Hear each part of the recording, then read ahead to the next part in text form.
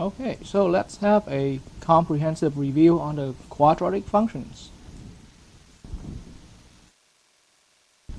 And so, provided you already know what a function is and how to evaluate a function at different values, then a quadratic function in traditional functional form, f of x, is the function where it must have an x squared term and with some coefficient of the x squared term, and then a linear term and a constant term. And so this is the standard form of a quadratic function. And so once again, a, b, and c, these are informal terms. We regard to them as coefficients.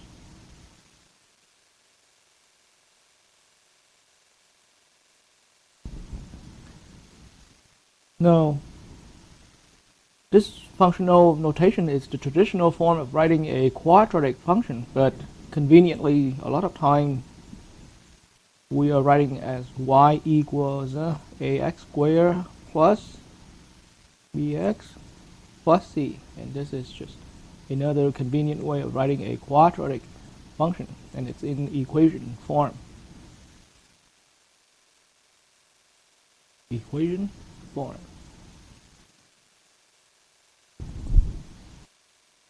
And to further address a few more terminologies in any standard quadratic like this, the ax squared term is referred to as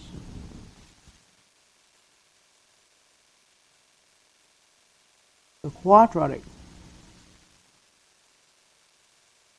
term, or simply the square term, the term that involves the x squared. And then bx is referred to as the linear term. Then c is referred to as the constant term.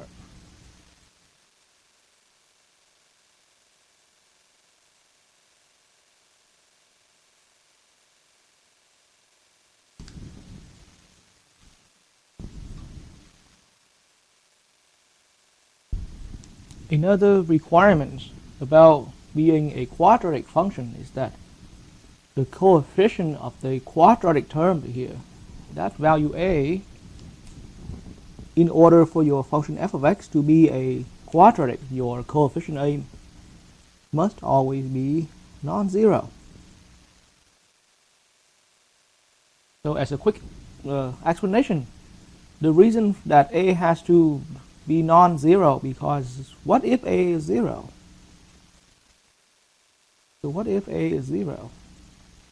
If a is 0, then back into our quadratic, 0x squared, or our quadratic in standard form would become 0x squared plus bx plus c. And 0x squared, just due to the nature of the multiplication, it's just simply a 0 term where we don't really need to write it down anymore, so our function would become simply a bx plus c, which is no longer a quadratic. So when the coefficient a equals 0, your function is no longer a quadratic. This is a linear.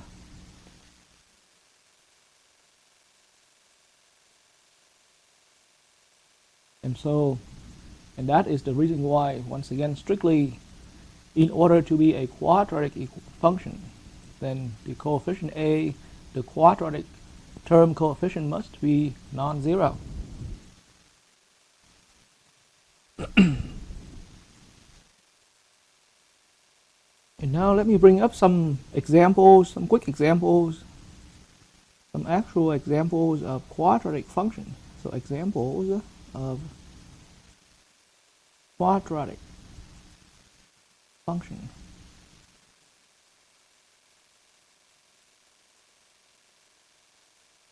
Okay, so the function being a quadratic could be something like this: a 2x squared plus 3x minus 1. So this is perfectly a quadratic function. How can I recognize it being a quadratic function? It has a square term right here, and the coefficient with the square term, the quadratic term's coefficient, is a non-zero value. And so my a here equals a positive 2. The sign that comes with the coefficient is being assumed here. Value b, the linear term, has coefficient positive 3, and the constant term has coefficient is at negative 1.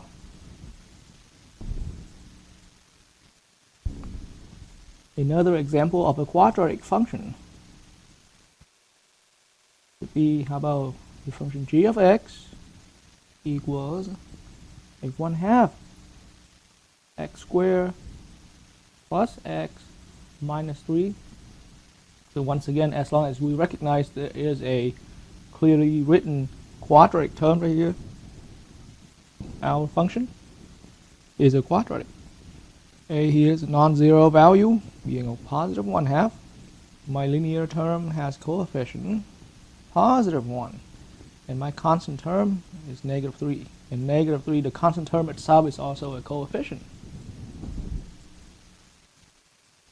Or we can look at y equals, how about negative 3x squared plus 5x minus 4, for example. So this is another example of a quadratic function. So being a quadratic function, we can any of these value a, b, or my other word is, I'm saying that the coefficients a, b, and c can take on any other values. So a here in my case is negative value this time. The linear term is a 5, and the constant term is negative 4.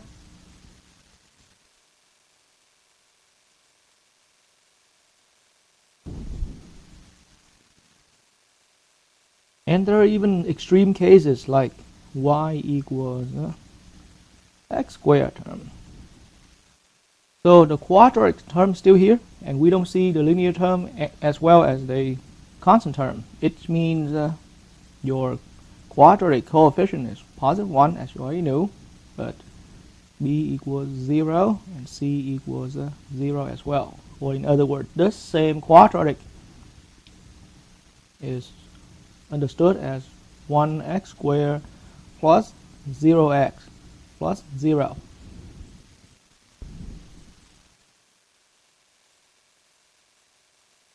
So little experience throughout right after this example right here lead us to another understanding that, so anytime looking in a quadratic as a remark here,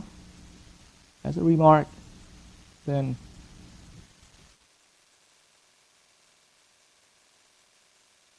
linear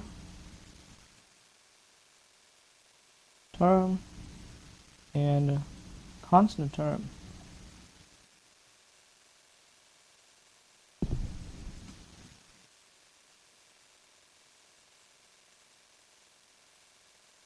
can be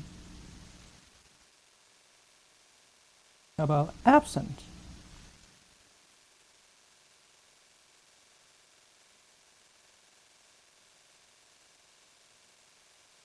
But strictly, the quadratic term is always required.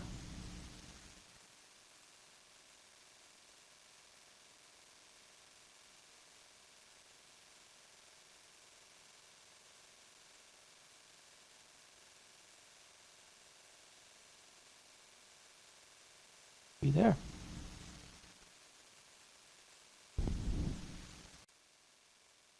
Any function we have learned has a graph. And so a quadratic function is no exception. It has a graph too. So here let's study about the graph of a quadratic function.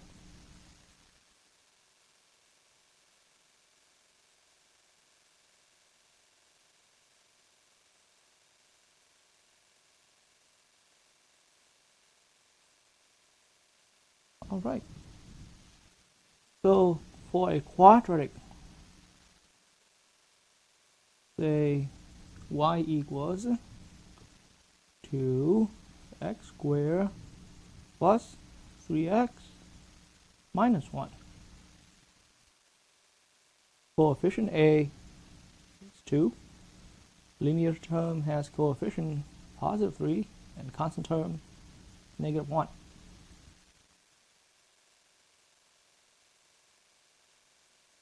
Let's quickly have the computer put up the graph for us. So the graph for 2x squared plus bx minus 1 is here.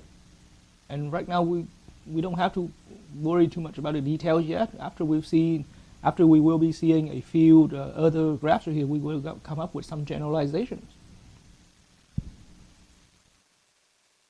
So what we have here is a cup shape. All I see right now is a cup shape, and the cup here looks like it's nicely symmetric. And then the cup here for this particular function points upward.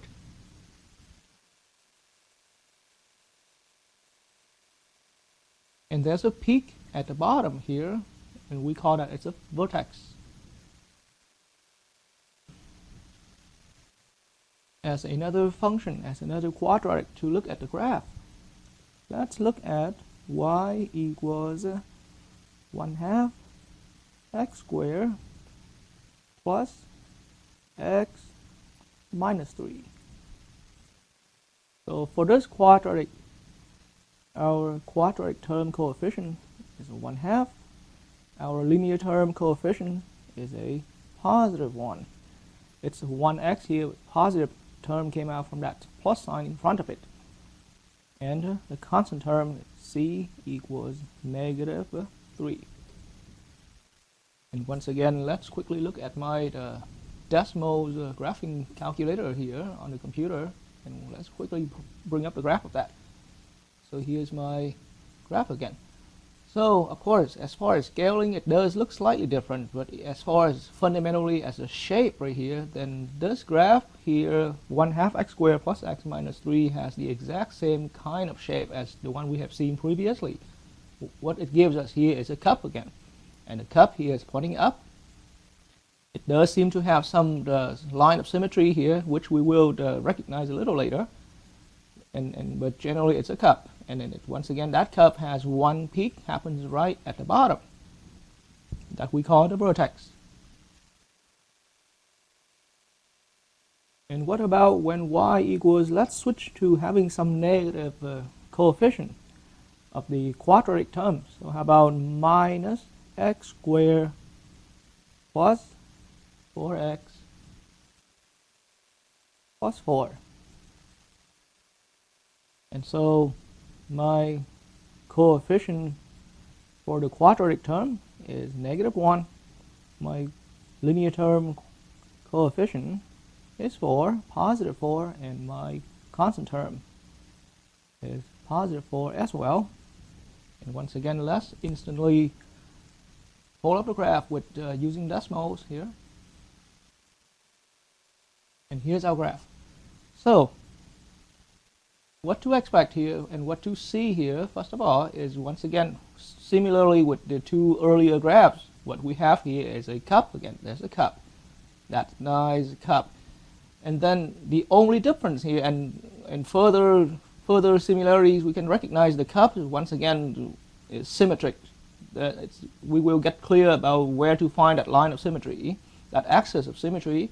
But this is a nice symmetric cup for here, and it has a peak. But this time the cup turns upside down right here. Instead of the earlier two graphs that we have seen, the cup was pointing up, sort of like holding water, and this cup here is spilling water away. And the vertex this time is sitting at the top of the cup, at the very tip of the cup.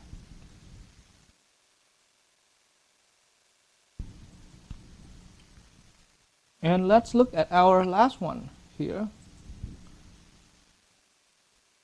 Y equals negative 3x squared plus 5x minus 1. And in this case,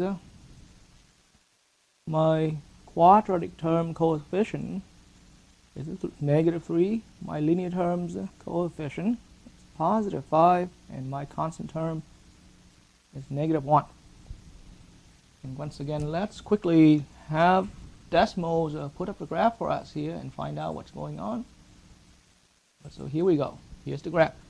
And so, once again, we're seeing another cup where the cup itself is being pointing down, but it's a cup. It does seem to have some axis of symmetry here, which we will eventually learn how to find that. And since the cup here is pointing down, and so as we look through these graphs and instantly pull up the graphs here of different functions right here and start recognizing how, in what case which case of the quadratic creates a cup that's pointing down like this, or in which other case that create a cup that was pointing up. And so in this particular function, minus 3x squared plus 5x minus 1, I repeat here that our cup for the graph for this particular quadratic is a cup that points downward right here, spilling water away. All right, so now concluding our understandings about the basics of the graph of a quadratic function. So for any quadratic ax squared plus bx plus c, the graph we have been looking is either in a form of a cup that's pointing up like this, or in some other case it was also another cup but pointing down. So either one of these two kinds of graph can happen. So a cup shape points up, a cup shape points down, but a cup shape like this, a cup shape like that, formally we call the graph here, formally we refer to that name as a parabola. So the parabola is always going to be the fundamental shape of any quadratic functions graph. So it's a parabola here, it's a parabola there. And further, what we have seen throughout our investigations is that, so if you really, hopefully that you can pause the video and rewind to the part where it was showing the up cup shape like this, or the pointing up parabolas, then what we actually noticed is that when the parabola was pointing up throughout our example, then the quadratic coefficient was a positive quadratic coefficient. And then roll back into your video to the part where it was showing the pointing down cup shape right here, or the pointing down parabola. Then if you notice, the coefficient we used at that in those examples were, and I was talking about the quadratic coefficient. When the quadratic coefficient there, when the cup was pointing down, the parabola was pointing down, it was a negative coefficient.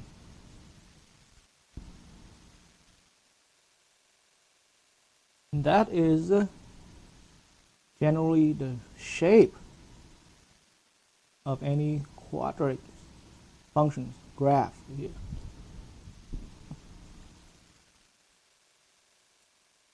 And so we have learned that any parabola,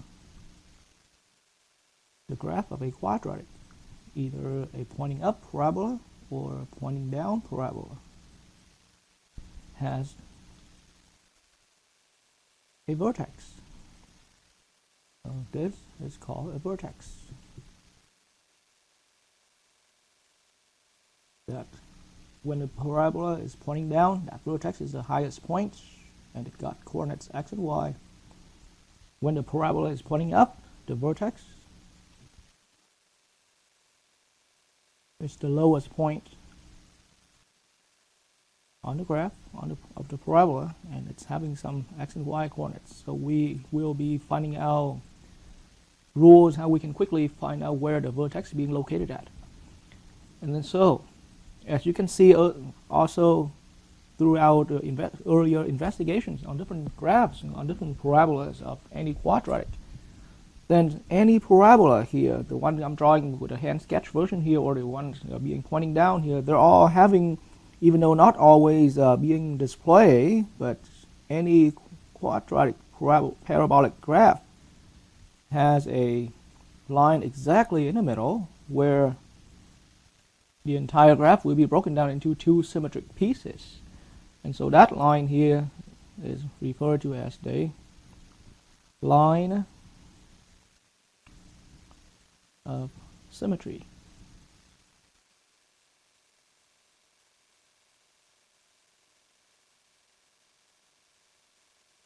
And so the line of symmetry, in the way how the graph looks, then it makes sense that the line of symmetry must be a vertical line. So vertical line in general, graphically speaking, when we put it on a graph, vertical line, any vertical line has that equation x equals a value a being a constant.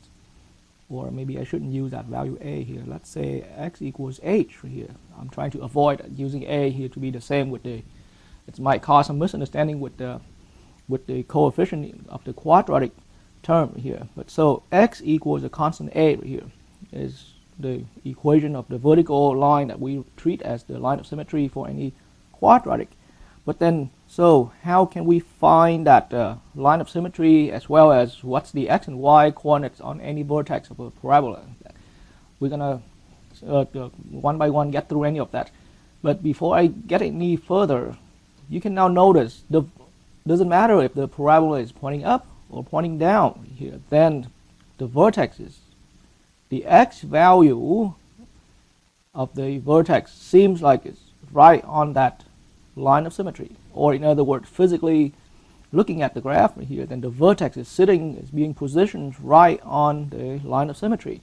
And so x equals h right here is also it's the equation with the line of symmetry, but this is also the x coordinate of the vertex.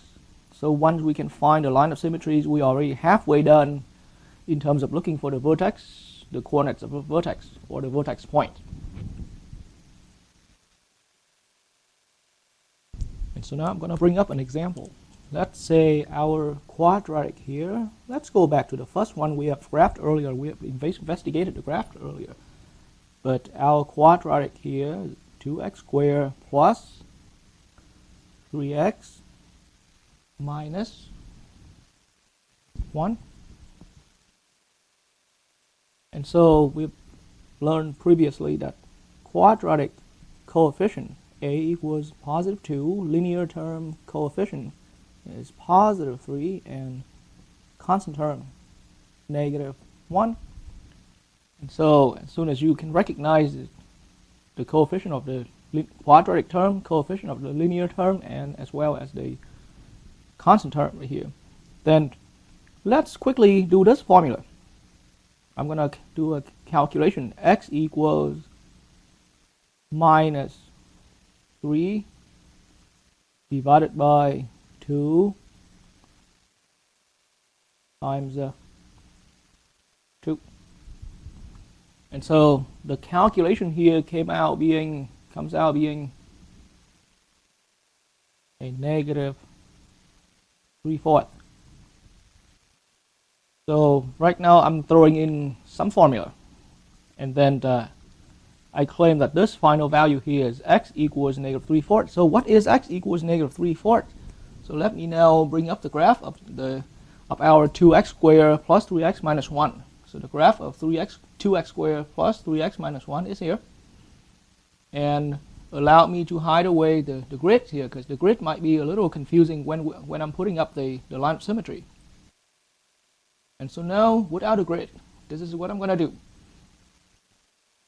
I am going to put up the line. I'm going to go ahead and graph the line x equals negative 3/4. So we just got that 3/4 from our calculation up here. But so now I'm going to treat this x equals negative 3/4 as an equation.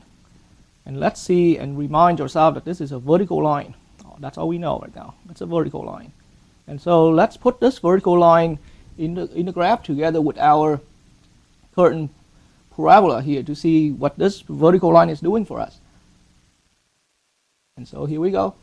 And now that's the vertical line like that. X equals negative 3/4 is the vertical line. And now as it turns out, x equals negative 3/4 here, what we now learn is this is the, so based on the look of the graph and together with how the line is sitting at, then this line right here is our line of symmetry for this curtain parabola. So this is our line of symmetry.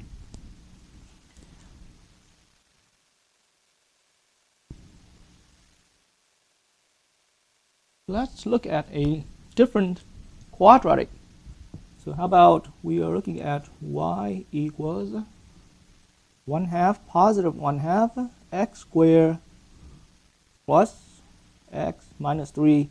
And I should have also mentioned that even before I put up the graph here, we should have had some through after our experience learning with the previous material, then we should expect a cup that's going to be pointing up like this due to the leading coefficient being positive. So something to keep in mind before we even have to use the calculator to do the calculation.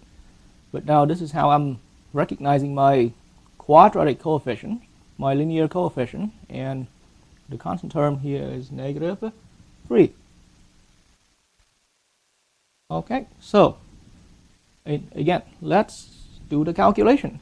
So this time I'm going to calculate, I'm going to do minus 1, and as I keep repeating these calculations, I hope you can start recognizing there was a formula, and eventually I will bring up the formula. Divided by 2 times 1/2. And so calculation turns out to be minus 1. And so what we have produced here is a vertical line, x equals negative 1. So this is a vertical line, that's all I need to know right now. So it's a vertical line. Okay, and so now let's graph this vertical line together with the quadratic we've had here. So here's our quadratic on my decimal screen, and here's that vertical line that we just found out.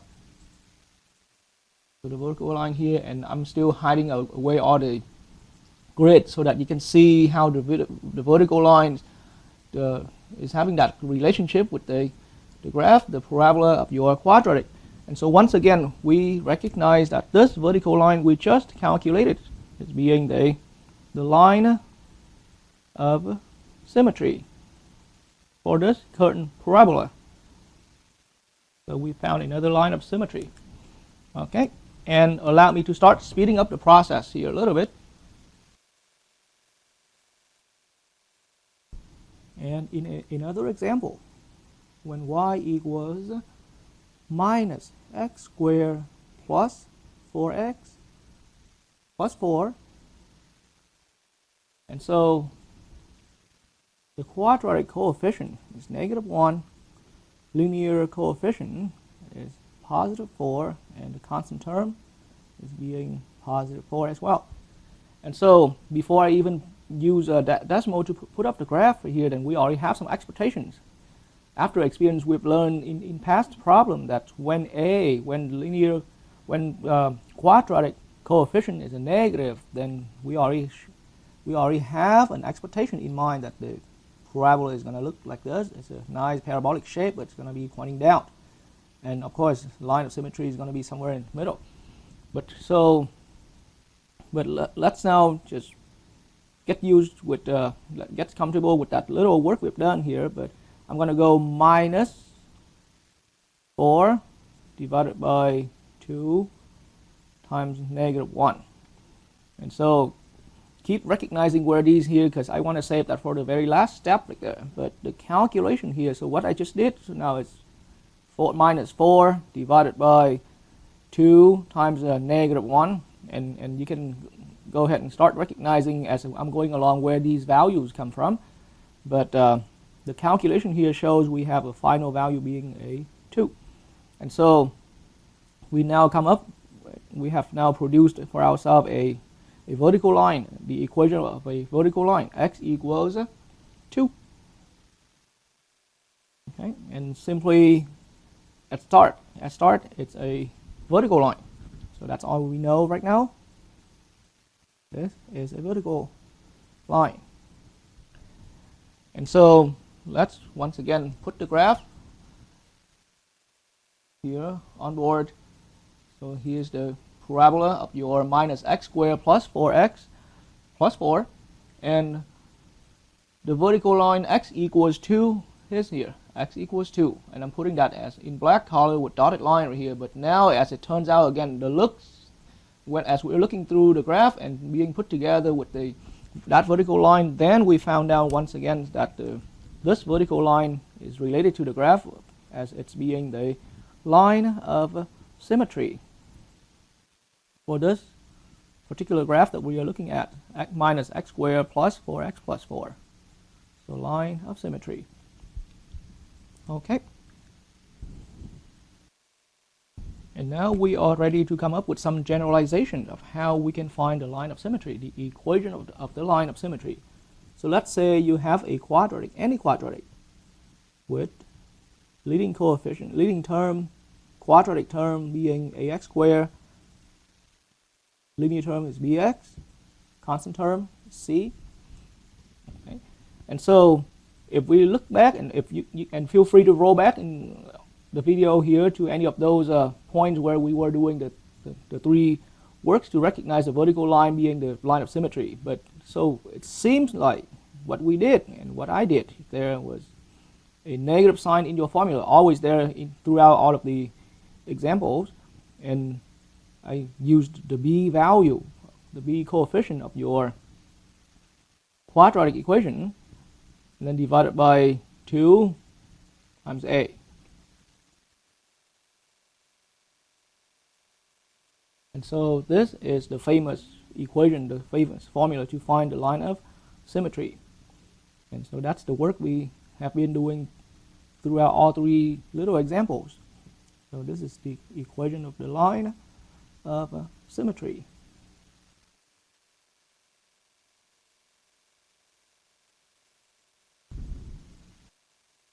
And so now, after learning the generalization of how to find the line of symmetry, then let's immediately apply that to another quadratic function. So here I have y equals negative 3x squared plus 5x minus 1. But now we keep in mind we already had a solid formula. So our a value, our quadratic coefficient, is negative 3. Linear coefficient is positive 5, and the constant term is negative 1. And so in this case right here, and I am expecting that when I'm putting up the graph, then the parabola is going to have a shape. It's going to be a parabola that's pointing down like this, and the line of symmetry is of course right, the vertical line exactly at the middle. But here, so to calculate the line of symmetry, we now have a solid formula instead of just depending on the step-by-step searching. So the line of symmetry for this problem now is x equals, the formula says you always need minus, and whatever the value of b, you substitute that in here for b, divided by 2, which is part of the formula, multiply with a, the coefficient of your quadratic term. And so now right here in this problem, then we are going to be looking at minus 5 substituted in for b, and 2 in the denominator, times in the denominator as well, negative 3. And you can see that I highly recommend using parentheses anytime that we're making a substitution. Doesn't matter if the value is already a negative or a positive. And so now concluding this calculation, we come down to being, so negative 5 over 2 times negative 3 at the denominator. We are now looking at a positive 5, 6. And so we now found the equation of the line of symmetry. So this is the line of symmetry of our quadratic. And so now once again, let's see if decimal agrees with our calculation. So here's the graph of your minus 3x squared plus 5x minus 1, and the line of symmetry is here. x equals 5/6. Okay, so 5/6 is a value that more than 0.5 and somewhere closer, quite close to 1 right here. So that's how it shows on the graph right there. All right, and so now putting together all these generalizations, then doesn't matter if your parabola is a pointing up parabola or a parabola that's pointing down here, then the line of symmetry is always exactly in the middle, and that's why it's called a line of symmetry. So we've learned throughout examples that the line of symmetry has the equation x equals a value, some value, and that value now has a formula to calculate minus b over 2a. So this is the equation of the line of symmetry, and this is equation here, of course, it brings up a vertical line, and the formula to calculate that number on the right hand side of the equation is minus b over 2a, and a and b, they all came out from your quadratic. But so to be consistent with what I said earlier, that so now you can see throughout the graphs here that the vertex either being the lowest point on the graph, or when your parabola is pointing down here, the vertex is going to be the highest point on the graph. But you see the x coordinates of any of your vertex on the parabola is always the value that's being the line of symmetry right here. Or in other words, the vertices always stays right on the line of symmetry. And so what we found here is a good result right here, because it's not only telling us where the line of symmetry is, but this is also indicating for us this is the x coordinate of the vertex. So we already halfway done in terms of finding the complete vertex points. All right, and so now we are ready to find out how we can complete the vertices on any of these, or the vertex on any of these quadratic graph right here. And so if your parabola is a pointing up parabola, or a is the quadratic coefficient is a positive quadratic coefficient,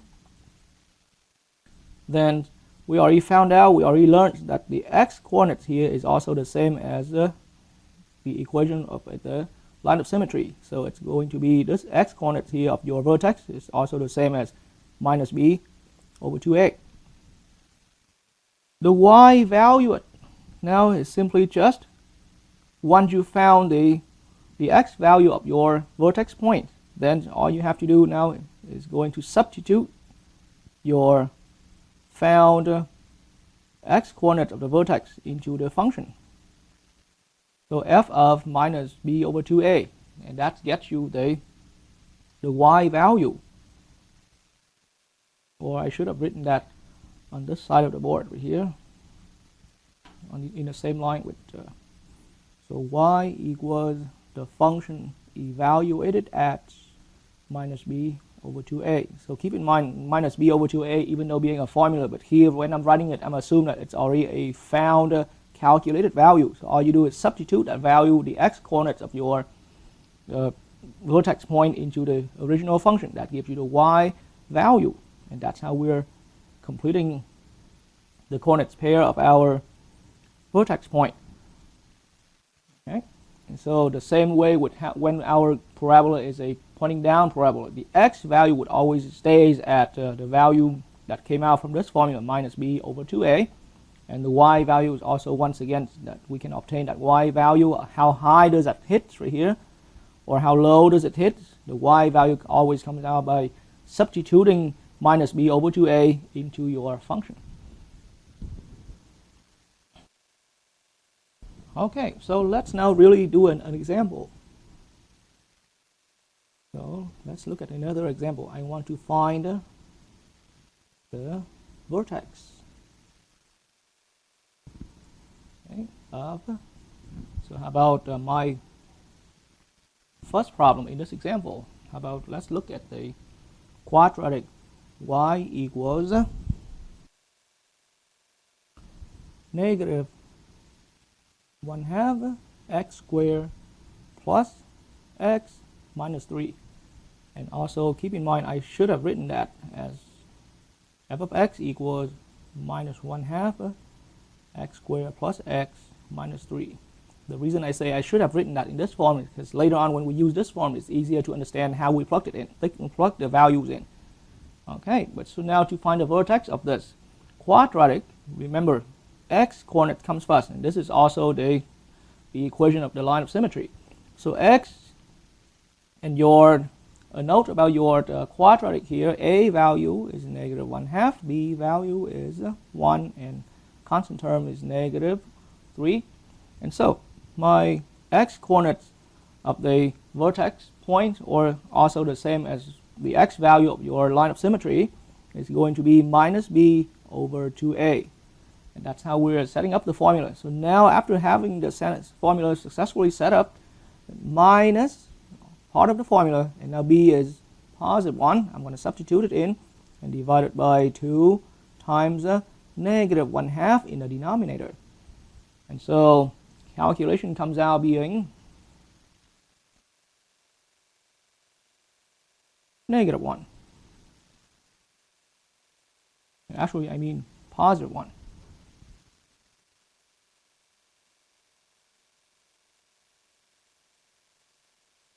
And so with this, now keep in mind that this is now the x coordinates of the vertex. We're not really looking for the line of symmetry here, but this is the line of symmetry. X equals positive 1 is the line of symmetry, but here looking in terms of the vertex point, and this x equals 1 is the x coordinate. So the y coordinate is simply y equals, I am going to substitute that found x coordinate into my quadratic, into every x variable of my quadratic. So it's the same as f of 1. And this is what I meant by this is the same as f of minus b over 2a right there. Because minus b over 2a gives me this value as a final calculation. And then this is indicating that we're substituting minus b over 2a, that final calculated value, into your function. And so now it turns out being negative 1/2 times 1 squared plus 1 minus 3.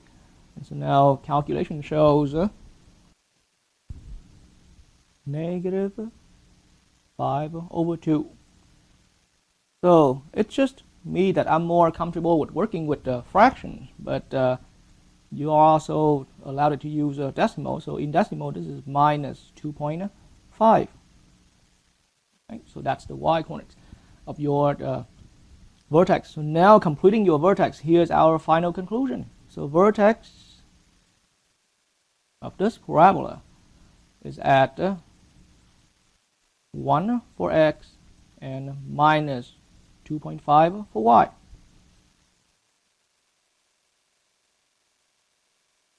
Okay, and let's find out if the graph here with decimals agrees with us, with our calculations. All right, so if you're looking here into my decimals graphing board again, then here's our graph, the parabola for minus 1/2 x squared plus x minus 3, and here's my vertex point. That's being 1 comma negative 2.5 here.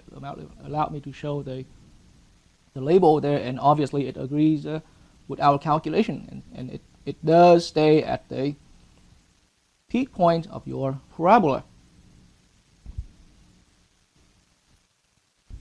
Then now let's find another vertex of a different quadratic graph here. So the vertex of, how about our quadratic here being f of x equals 2x squared plus 3x minus 1. Okay, and so we already knew that quadratic coefficient is positive 2, linear coefficient positive 3, and constant term negative 1. And so in that way, and so of course we're finding the vertex, we're going to first start out with the x coordinates of that, and the formula says minus b over 2a. And so having our A, B, and C values listed here, it's now very convenient to simply substitute those values in here and get the calculation done. So minus, it's part of the formula, divided, minus 3 substituted in and divided by 2 times 2. And so now that gives me a final calculation being a negative 3/4. So this, in our past understanding just now, it's the line of symmetry is at x equals negative 3/4. And now also this is the x coordinate of your vertex point. So, but here in our particular work here, we need to find the y value because we're looking for the vertex point right here. So the other missing components is y value equals, so all you have to do now is substitute in your function as f of x. So I'm substituting negative 3/4 into the function. And so with our function here being 2x squared plus 3x minus 1, I'm looking at 2, negative 3/4 substituted in for x, but in the first term is an x squared, so input square plus 3 times negative 3/4 in parentheses minus 1. And so calculation comes out being negative 2.125, or in fraction. I recommend that any of you can be comfortable with looking at decimal as well as converting that into fractions. So here we're looking at negative 17/8. And so now let's see if decimals is going to give us a graph that agrees with our calculation.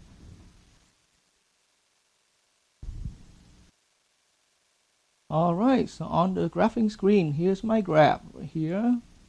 There you go, the red graph, the red parabolic shape right here, the red cup. And let's put up the vertex point right here.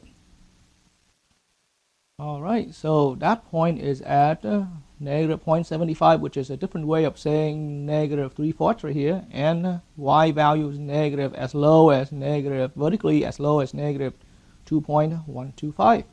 And so that is another vertex point that we have found. Okay, so before I'm moving away from line of symmetry and vertices here, then let's have another look of these vertices here, another nature of these vertices. But so when your parabola is pointing up right here, and of course the quadratic coefficient has to be a positive value, then in that case, it's just the way how the graph is. Then physically the vertex has to be at the bottom of the graph like that.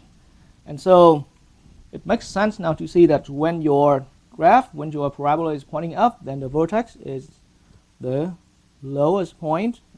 So vertex just simply means a peak. But now when your parabola is pointing up, what makes sense through our eyes right here is the vertex has to be the lowest point on the graph.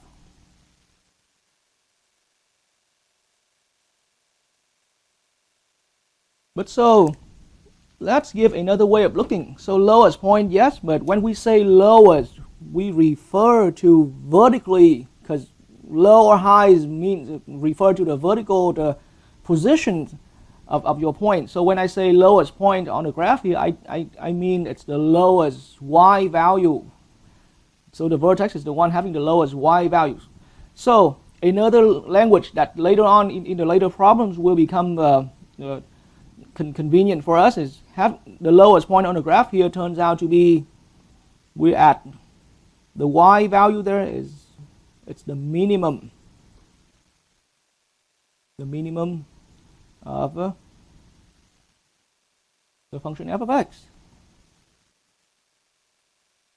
The minimum value, I should have said that. And so the lowest point here and the y value of the vertex turns out to be, so I got to clarify it, but the y value of the vertex is a lot of time later on in useful application, we're going to refer to that y value of the vertex as the minimum value of the function f of x. And so another way of seeing this other graph is, yes, the vertex when the parabola is pointing down like this, then it makes sense perfectly that this vertex here has to be the highest point on the graph. It makes perfect sense that way, as our eye can simply see it. So the concept of being the highest point once again refers to the vertical value, the vertical coordinates of your point. And so a different way of calling that now is that the y value of this vertex, in many useful applications we refer to that as the maximum value of the function f of x.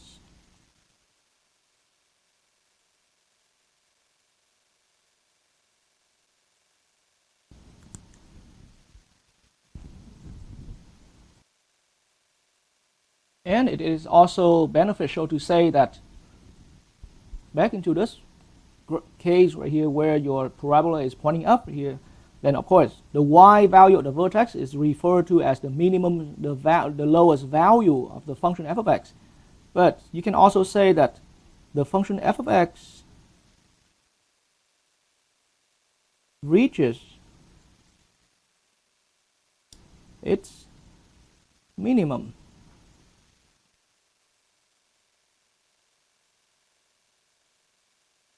value at x equals at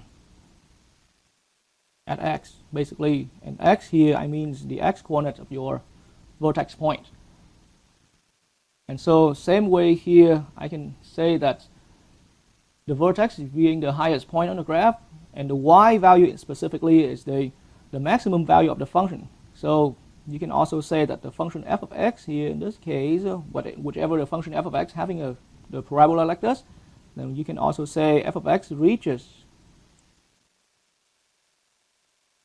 its maximum value at x right here, at that particular x, that same x right here, the x coordinates of the vertex.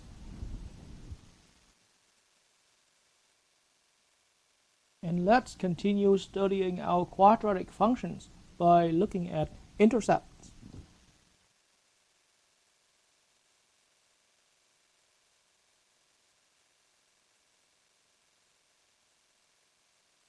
And namely, we'll be learning how to find the y-intercepts as well as the x-intercepts.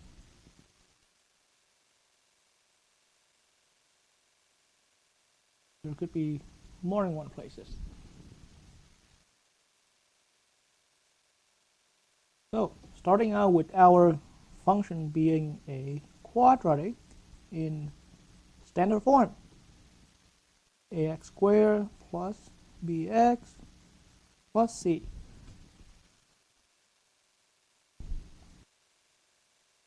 Then we have learned already that the graph on any of these functions here, I'm talking about the entire family of all quadratic functions out there, then the graph would always be a parabola, either a pointing upward parabola or, in different cases, a pointing downwards parabola. And so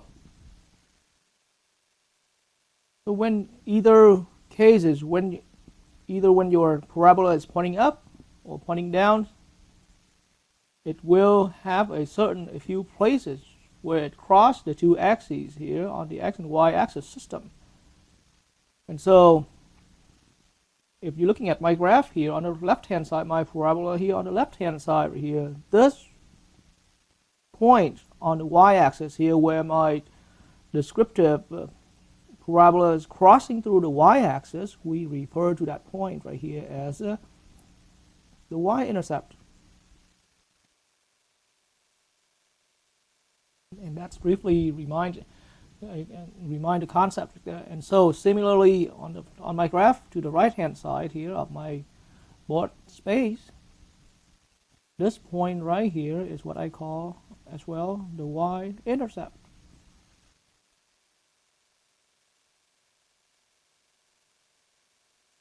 And then on the x-axis, and so you can see that the intention of these names are just like that. Since the graph here, our parabolas are crossing through or hitting through the y-axis, that's why it's intercepting with the y-axis. So the name here is, the terminology here is referring to as the y-intercept. This is the y-intercept, that point like that.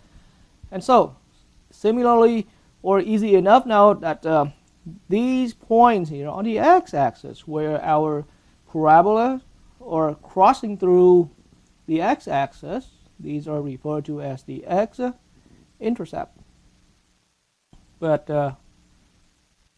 be careful that now when you are graphing any parabola, then your parabola could be crossing it's just the nature, the bent nature of your parabola, then x-intercept could be happening at multiple points here. And so a lot of time on the x-intercepts, we might be looking at x-intercepts as a plural. Okay, and so these are these points right here crossing the x-axis. Those are the x-intercepts.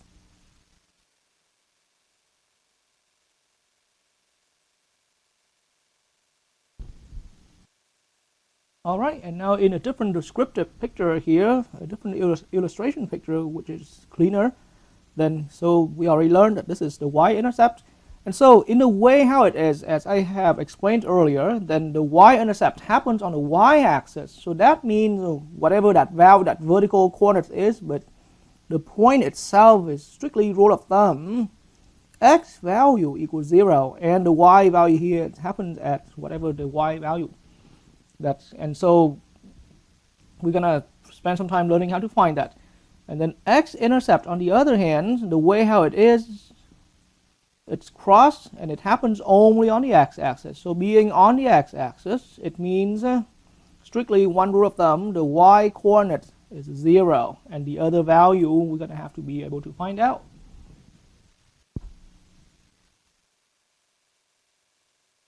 And so consequently from what I've just explained, then so now we have a solid method to how to find how to solve or how to find a y-intercept.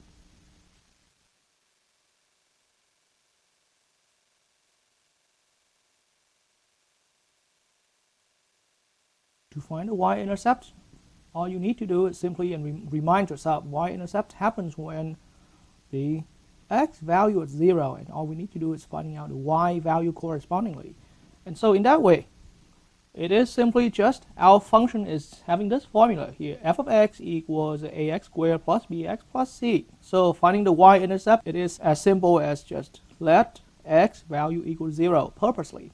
And so in that case, our y value can come out being, and we're substituting that x equals 0 into the function, your current function, even though only a general function, f of 0. And that means we're looking at a times 0 squared plus b times 0 plus c. And notice I am moving through the steps here completely without worrying about what values these a, b, and c coefficients are taking. But one rule you're going to find out here. But so 0 squared leading to my quadratic term becomes a 0. My linear term will also become a 0. So that remains. The y-intercept happens to be y equals c as well. And so this point now is famously known, our y-intercept. I've just done a little bit of explanation down here. So y-intercept on any quadratic is strictly just 0 for x, and it turns out a constant term. This happens to be just the constant term in your quadratic function.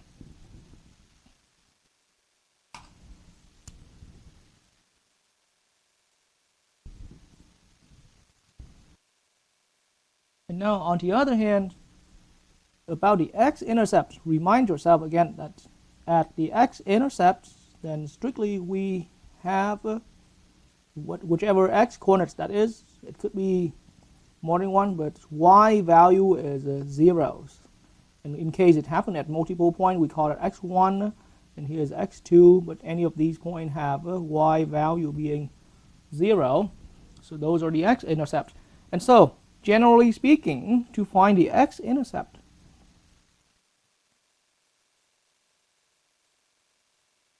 the general method here is we're gonna let y equals 0. But now, consequently, letting y equal 0 means, think about that function again. Our function here is a quadratic function, and y value itself is equal to the function f of x. So, or in other words, f of x is the y value. So now if we purposely let y equal 0, then we produce this equation right here. Ax squared plus bx plus c. We want that to equals to the y value of 0. But wait a minute, isn't it this famous quadratic equation that we have been learning how to solve? So all we do here is now to solve this quadratic here for x. And once again, that can remind you about you've had all those different methods of either you can do the factoring to solve for x here from this quadratic equations, or you can go with the completing the square on both sides, or the easiest way to remember how to solve for this is using the quadratic formula. Minus b plus and minus square root of b squared minus 4ac inside the square root divided by 2a. And that's just a brief reminder about and this is what we've been referring about the famous quadratic formula. And so I mentioned about we also have the factoring methods to solve for a quadratic equation. We also have the complete the square methods, but those methods could be fast but quite challenging sometimes. But this method here takes a little while, it takes a little long to do, but it will always guarantee you to arrive at your answers here. And not to mention that there are many software programs, including Microsoft Excel, your standard TI 83, 84 calculators, or even a lot of websites in these days offer a quick, fast program to solve these quadratic equation for the x values without doing the calculation by hand on your own right there.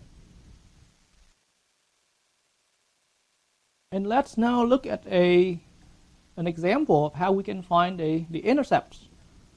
So I'm going to say in this example of mine, let f of x be a quadratic function. How about 2x squared plus 3x minus 1. And so in the instructional problem is simply say find the intercepts.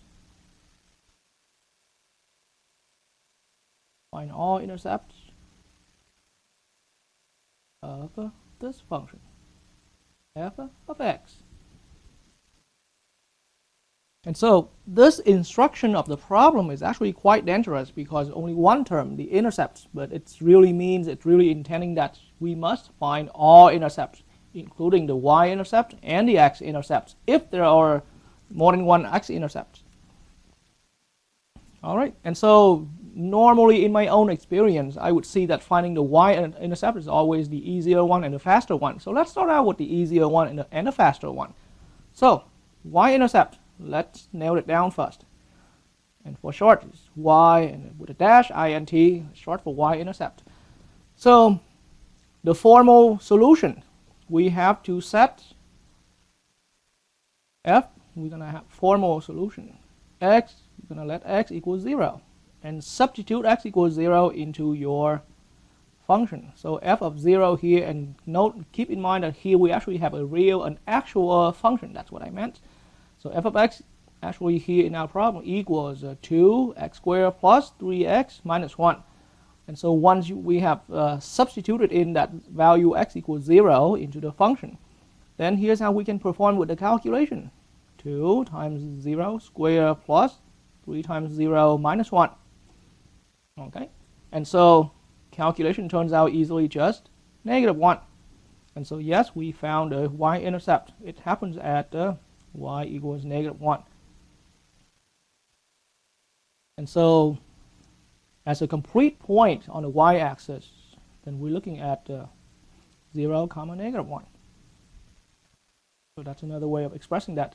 Even though usually in these days, a good majority of people or students are just simply going to stop right here and when y equals -1. So that was the formal solution, and it simply took just about 2 or 3 steps, and then we found a y-intercept. In some case where little amount of time is allowed, then y-intercept rule of thumb. See how this value is exactly your constant term right there. And so the quick fast solution is just the y-intercept always equals c right there. And I also briefly discussed that back in the lecture we've had just earlier. And that's why we have y equals -1. But it never hurts to lay down the formal calculation in case this little information is forgotten. And now let's find the x-intercepts. And so for the x-intercepts, be aware that there could be one solution or there could be 2 solutions. And at some point later, once everybody is fluent with the skill of getting the x-intercept, I'm also going to discuss the cases, some special cases where the quadratic has no x-intercept at all. And so, but basic idea here, we are going to set we're letting y value equal 0. But y value equals 0 consequently means your quadratic function 2x squared plus 3x minus 1 must come out equals to a y value equals 0. We purposely forced the output to equal 0. And so in that case, what we have produced here for us is a quadratic equation to solve. And here we're solving for x. And so just how I mentioned it in the lecture, then in this quadratic equation, we have, as a solution being done by hand right here, then we have the factoring method, we have the complete the square method, or we have the quadratic formulas. And admittedly, the most practical solution is to go with the quadratic formula here. So your a value is 2, the quadratic coefficient, your linear coefficient is positive 3, and your constant term there from the quadratic function is -1.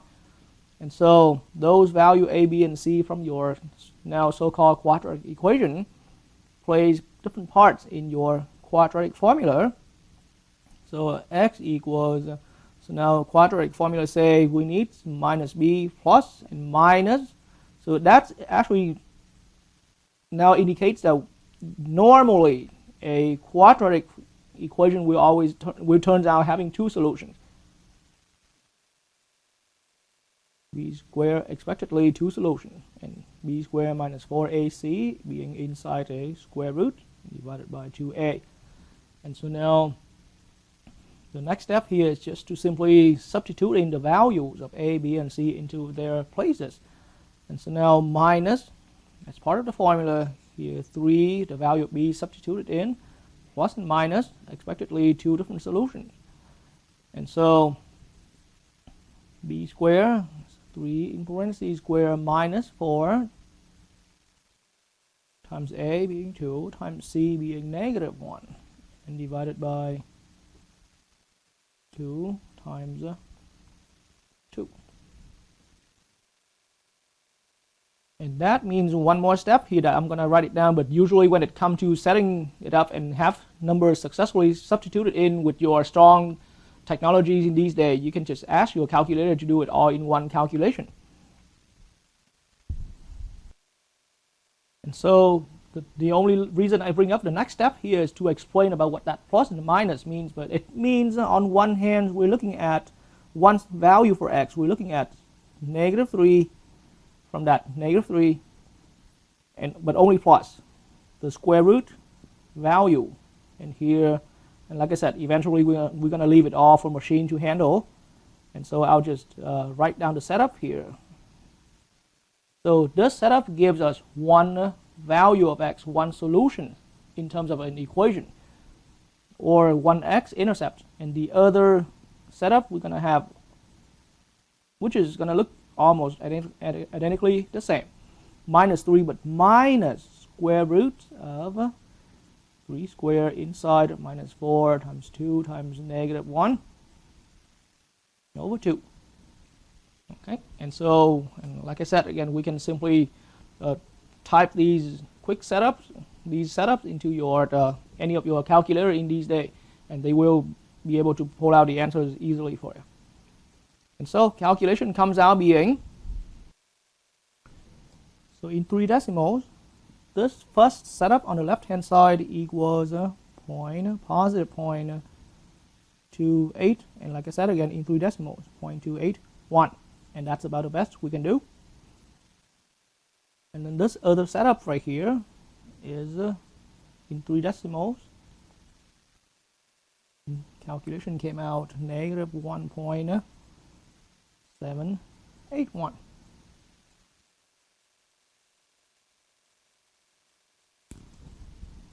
And let's now turn over to my graphing board here with decimals, so that we can quickly double check with our results here using machine. So here's the graph of the quadratic function we started out, 2x squared plus 3x minus 1. And so now the y-intercept is here, and allow me to zoom it in a little bit.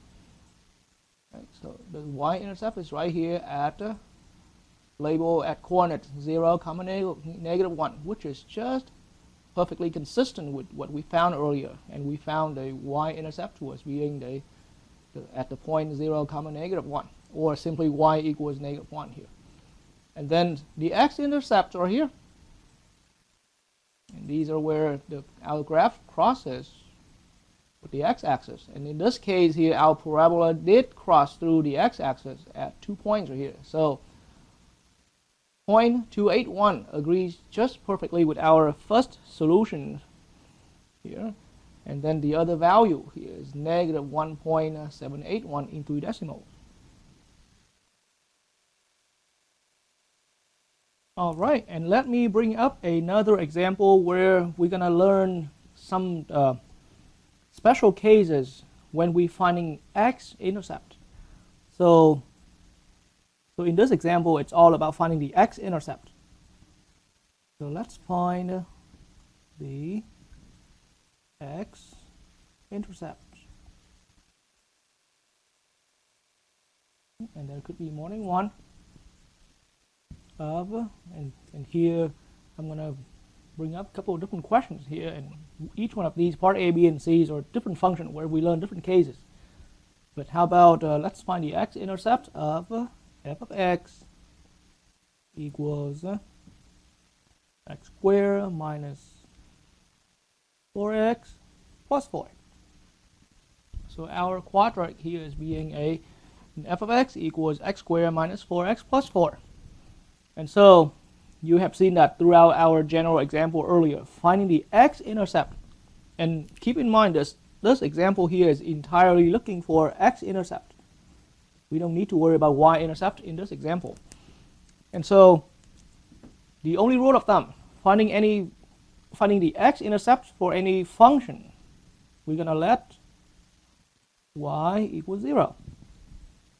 And so in that way, once again, we come down to producing an equation, x squared minus 4x plus 1, and that must be equals 0. And so in that way, once again, what we have here is a quadratic equation, and solving this equation here. And so I'm just going to get straight into the quadratic formula here. The quadratic formula tells us to do this following setup. And by the way, I should have mentioned that when we were before we get into the setting of the equation. But the quadratic term of this quadratic function of yours is 1, so a equals 1. The linear term is -4, which is b, and your constant term is +4, which is c equals 4. And so quadratic formula says we're always going to go minus, so now b value is -4. So minus -4 plus and minus, and then square root. And inside of the square root, I'm going to start doing, so -4 is the value, the actual value of b. I am going to put that in parentheses and square, because it's b squared minus 4ac. In this case, a is the value 1 and c is 4. And then that's my setup for minus b plus and minus square root expression. Inside of that, b squared minus 4ac. But then don't forget, we have a divided by 2 times 1, 2a. And so, once again, similar to how we have seen that in the earlier example, then this square root expression truly is two different expressions, two different calculations. So, and allow me to now combine the signs here to become a +4. So on one hand, I have a calculation 4 plus, and here square root of inside of that parentheses, I'm actually looking at, inside of that square root, I'm looking at 16 minus, and 4 times 1 times 4 is another 16 right here, and divided by 2. Okay, and then on the other hand, we're looking at the same setup here, but let's go with that route where it used the minus here. So x equals -4, combined like term with -4 becomes a +4, but now subtract, and here we're looking at square root. The exact same setup inside that square root didn't get altered at all. So here we're looking at 16 minus 16 divided by 2. And so now just one more step, and you will be understanding what I meant by bringing up these examples. But so now on the left-hand side expression, my calculation turns out being, and by the way, 16 minus 16 inside of square root is a 0. So 4 plus square root of 0 over 2, square root of 0 is a 0. So we're looking simply at just 4 over 2, or x equals 2.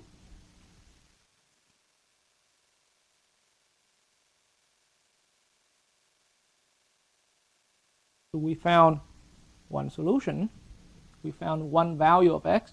But on the other hand, if we're looking at this work right here on the right-hand side column, then the next step will produce for us x equals 4 minus, it's a minus, it's still different with the other one right here, but minus 0, square root of 0, and divided by 2, which will come out 4 over 2, and then of course that reduces it down to x equals 2 again. So wait a minute, expectedly two different solutions, but now sometimes two different solutions came out from the setup here will turn out exact value or equal value. And so in that way, this is where sometimes we see that this equation here as having only one solution. And then let me quickly bring up the graph here to explain that nature of the nature of a quadratic that's having only one x-intercept here. All right, so here we go on my board right here. Maybe let me bring it a little further back this way. But on my graphing board right here, so let's now look at x squared minus 4x plus 4. And there's our parabola. So our parabola here, where it crosses the x-axis, it actually only hits the x-axis right at one point, at that only point right there.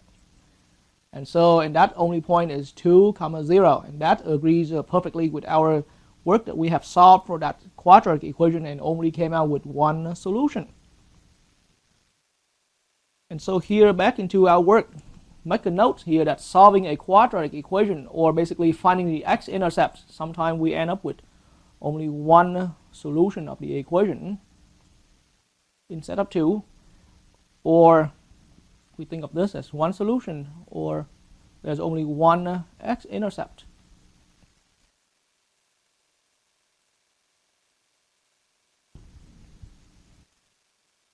Let's now bring up another problem in the same example here. How about part B of this example? Let's find the x-intercept again, or there could be multiple intercepts. But here our function, how about, let's name it differently, g of x equals and x squared plus x plus 1. Okay, and so quadratic coefficient is a equals 1.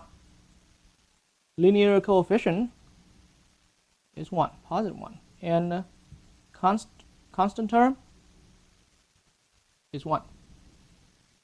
And so once again, finding the x-intercept, the starting out step is famously, we're going to let y equals 0. Letting y equal 0 here will produce for us x squared plus x plus 1. The function on the left hand side here is to equal purposely with y equals 0. And so here once again we ended up with a quadratic equation. And so now let's go ahead and solve that quadratic equation here. And so once again, the quadratic formula here, not the fastest way, but it will always be the most practical solution for that, for any quadratic equation. So minus, and here our coefficient was, our linear coefficient is 1, so minus 1, and plus and minus. So now I'm going to produce a square root expression. So now b squared, which is now 1 squared, minus 4 times a, which is 1 times c, which is 1 again. And we're dividing that by 2 times 1. And so now let's put the calculator away for a little bit, but let's understand about this square root expression right here and see how dangerous it could be sometimes when we're operating with square roots. But in the next step, of course, x equals negative 1 plus and minus our square root expression. After reducing all that, after combining like terms and all that, the final calculation comes out inside the square root being negative 3 over 2. And this is where trouble starts. And of course, I should have made it clear, but I didn't want to. But now I have to really address this. This entire example of mine is to aim at working only on the real numbers. So for any of the viewers out there who already had some background with complex number, that's not the case we're looking at here. I mean, we will have different courses to learn about complex number. But so within the real numbers, square root of a negative number cannot be done. We cannot find the square root of a negative number. And so that means here, this is where we cannot proceed any further when we ended up with that expression. So now the only thing I say, we have, as far as solving the equation, simply as solving just that equation, we have no solution. But so graphically, what does that mean? So let's one more time look back at my graphing board here with Desmos. But so let me now quickly bring up the graph, and we are expecting the graph of this x squared plus x plus 1 here is being a parabolic shape that's pointing up. It's a cup, and so now boom. So here's the graph right here. And what do we notice? The graph itself being produced by Desmos right here didn't have any x-intercept at all, which is quite common sometimes. And so that is the explanation of why we have no solution. No solutions in terms of solving as an equation. And we say that we got no solution. We couldn't find the x value that satisfied two sides. But graphically speaking, our g of x has no x-intercept. And that's what having no solution of a quadratic means in one hand.